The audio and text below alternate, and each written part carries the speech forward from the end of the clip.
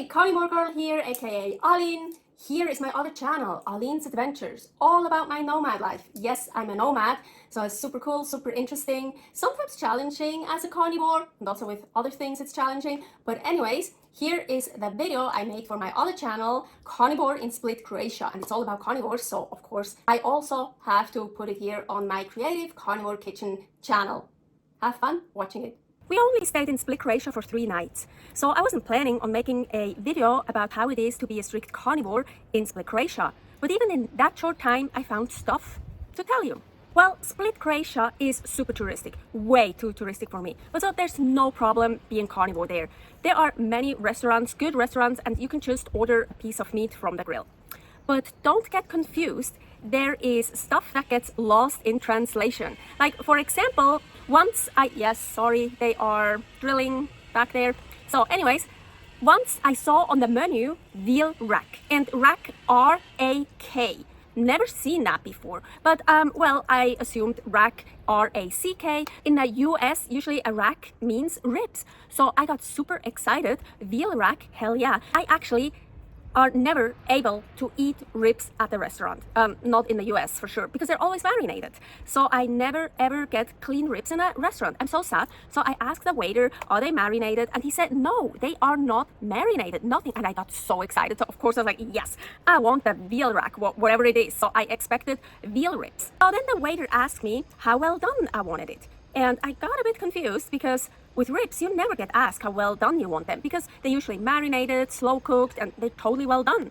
But I ordered mine rare, and I was thinking, oh, it's probably like a lamb rack. So like lamb racks is like the chops, you know, the lamb chops, but still attached to each other. So I was like, okay, it's probably like chops still attached to each other. So like instead of a lamb rack, a veal rack. And yeah, so I ordered mine rare. I got just 2 veal chops. Nothing rack or ribs. Well, yeah, on the chop you have that bone, but these are just veal chops. That's how they're called. It's a chop, but it's not bad at all. They were absolutely delicious, except honestly on one side I found some little green pieces, probably some herbs contaminated from another dish. It's okay, I just took them away. But one side of one of the chops also tasted a little bit like garlic, and I just don't like it. I don't get sick from it when it's contaminated just a little bit, but I just don't like the taste anymore. I've been carnivore for almost 5 years now, and I don't like spices or non-carnivorous sauces, pastes and stuff. Not anymore. I just don't like it. I don't like the taste. But it was really just on one chop, just one part there, and the other one was totally clean and totally absolutely delicious. Of course, I took the bones with me, like always, and ate them a bit later. The best meat is on the bone, and gnawing meat from the bone is something I just absolutely love to do. Another false translation story. Before we left Split, Croatia, we ate lunch at the trattoria, and Paul ordered veal cutlet. He got a veal T-bone steak. So a cutlet in the United States, veal cutlets or whatever cutlet, is a really thin piece of meat, like a thin slice. Yeah, and usually it gets breaded, no bones. And yeah, he just got a veal T-bone steak, what is much more tasty than a cutlet anyways. But yeah, here another wrong, false translation. And I ordered lamb, and I think it even said lamb chops. I got 4 lamb chops, and this time they were completely clean and super delicious. But this time we didn't get asked how we want them done. So I'm super glad I got the lamb, because Paul got the veal, and both came just totally well done. And veal, totally well done, I'm not a fan at all. Veal is very lean.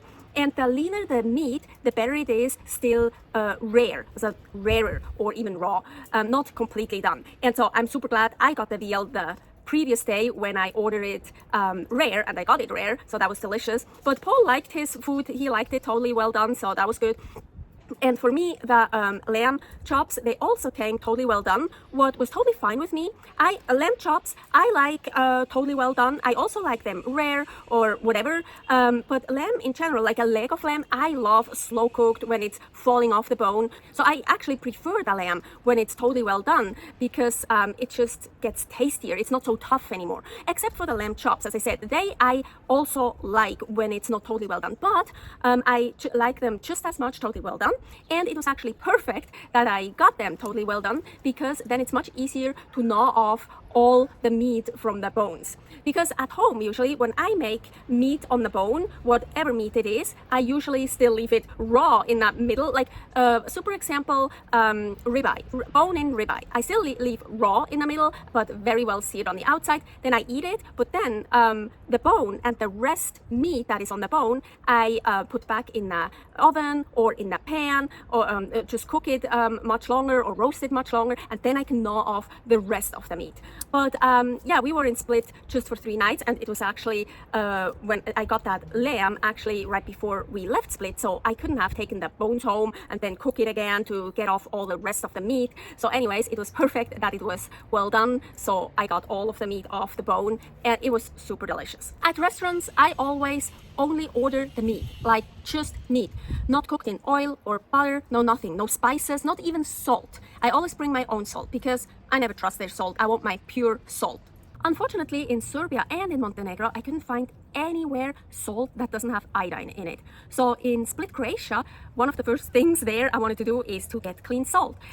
In the grocery stores, it was the same, only salt with iodine in it. But we found a health food store, and there was lots of salt, like different kinds of salt, special salts, very expensive salts, totally pure. Like for example, they had fleur de sel. I know it from Switzerland, it's so super delicious, but it was 18 euros for 600 grams. So no, I didn't buy that because I need a lot of salt.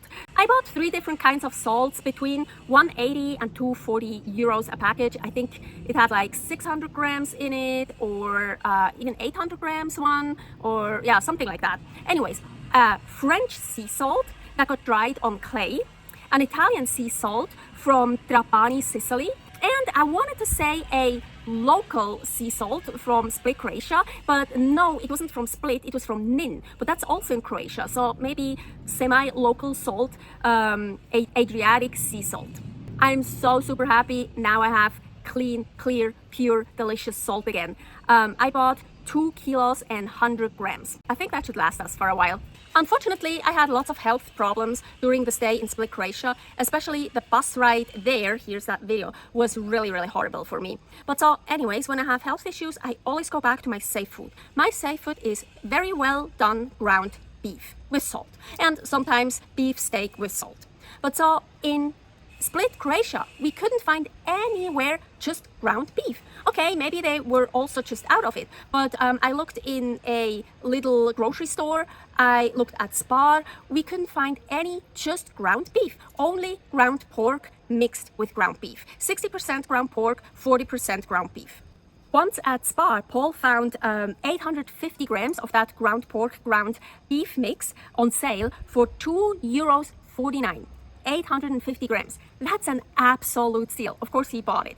Unfortunately, the next day there wasn't anything on sale like that anymore, but I really needed more meat to prepare for myself for the bus ride back to Olcin, Montenegro. So we paid just a regular price, €8.99 for that pork beef ground mix per kilo. And we also bought a New York steak for €11.69 per kilogram.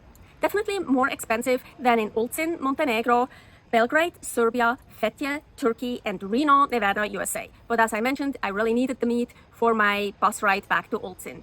As mentioned, we didn't stay in Split, Croatia for very long, so I didn't get to see much. So I only saw 2 grocery stores, one called Tommy and one called Spar. I saw on Google Maps that there was also a Lidl. I've been to a Lidl in, oh my gosh, I can't remember, was that Fethiye? Or Belgrade? I think Belgrade. Yes, Belgrade. And they had a good assortment of meat, actually. Well, all frozen and stuff, I think. But I'm pretty sure there I would have found ground beef. But the Lidl store was quite far away from where we were staying. So we never were close by that store. So we didn't go. So I have no idea. Compared to Montenegro, they had most of their fresh meats in a package in refrigerators. In Montenegro, most meat was actually not, so the fresh meat was not packaged up. They had like butchers in grocery stores, and then there was all the fresh meat. Oh, here is Carnivore in Montenegro, part 1. I made 2 parts because we stayed so long in Montenegro. We also found lox, totally clean lox, meaning just salmon and salt. And the eggs, I don't remember, but they were reasonably priced.